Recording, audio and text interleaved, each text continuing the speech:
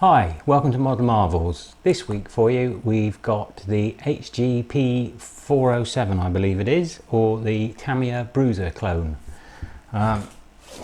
Here's the box. Looks pretty much exactly the same. In fact, I think it probably comes from the same factory. There's a few slight differences. Before we get into it, I know there's been a lot of talk out in the interworld about these. People saying, oh, we shouldn't buy them because it'll affect Tamiya's sales and all the rest of it. But quite frankly, in our opinion, nothing against them.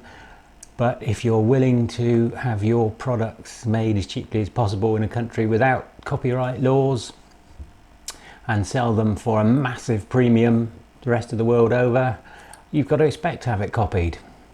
So this clone, one of a better word, was somewhere around the £150 mark compared to Tamiya's £630 Bruiser.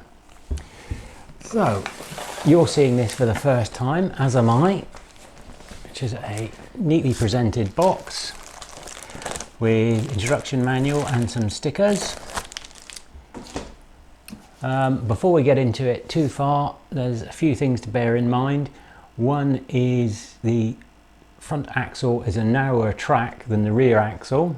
I shall put a link in the description to some spacers if you want to have them exactly the same.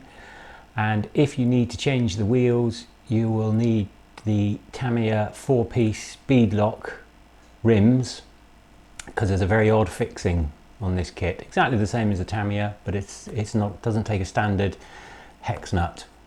The only thing we're going to do off the bat is put a slower motor in it, and maybe at a later date we'll see about changing wheels and the look and all the rest of it.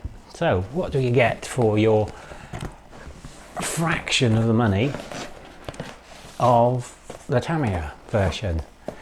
Well, there's a set of axles, and I haven't got anything to open them with, but I can assure you they are metal axles, exactly the same, or more than similar, shall we say, if not exactly the same, to the Tamiya metal axles on the Bruiser. So if I can get into this box, which is all very well packed.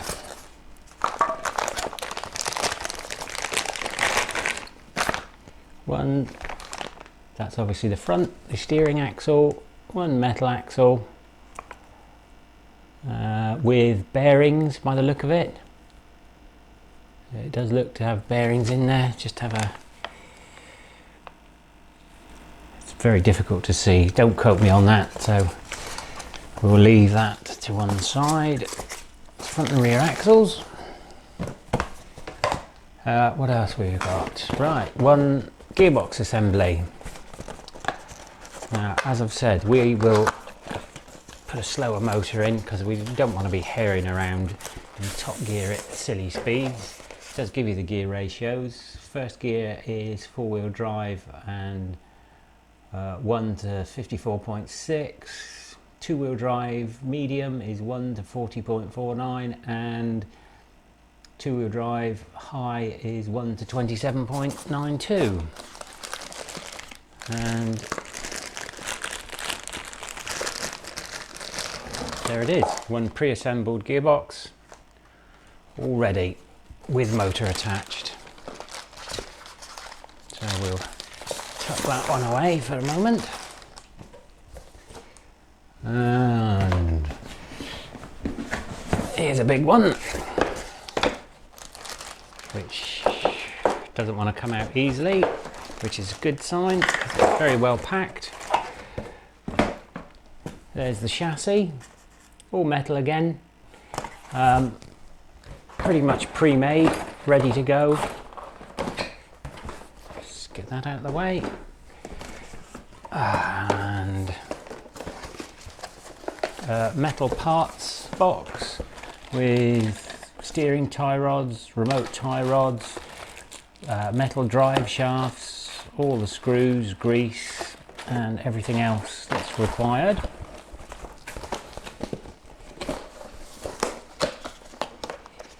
And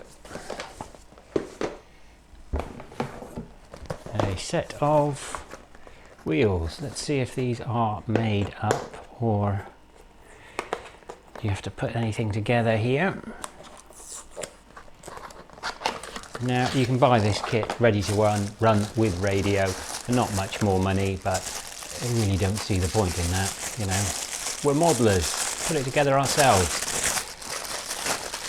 One set of shiny tyres for it, obviously no foams in there, quite a stiff rubber, but that will do the trick to get you going. Let's remove those, and then one big box left, and in here we have body shell. So interior seats, because it's just like the Tamiya, full interior. There's the truck body and bed, and